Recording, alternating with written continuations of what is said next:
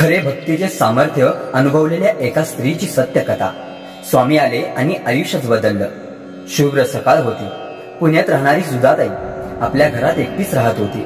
नवरा वारला, मुले परदेशात, मनात कायम एक शून्यता। ती नेहमी म्हणायची, देव वगैरे काही नसतो, सगळा मनाचा खेळ आहे। एक दिवस घरात अचानक लाईट गेली, संपूर्ण घर अंधारात। तिचं मनही तसंच अंधारलेलं। ती बघते, दरवाजासमोर एक तेजस्वी आकृती, भगवे वस्त्र, गडद डोळे, हात वर आशीर्वादासाठी। स्वामी समर्थ। ती दचकल्यासारखी झाली, डोळे चोळले, पण दृश्य तसंच होतं। स्वामी म्हणाले, काळजी करू नकोस बाई, आम्ही आहोत ना सोबत। क्षणात लाईट आली, दरवाजासमोर कोणीच नव्हतं, पण घरात एक शांत दिव्य वास दरवळत राहिला। त्या दिवसानंतर सुधाताईंनी स्वामी समर्थांचा जप सुरू केला। रोज दर सकाळी जय जय स्वामी समर्थ म्हणू लागली आणि आज ती सर्वांना सांगते, मी एकटी नाही, स्वामी आहेत सोबत।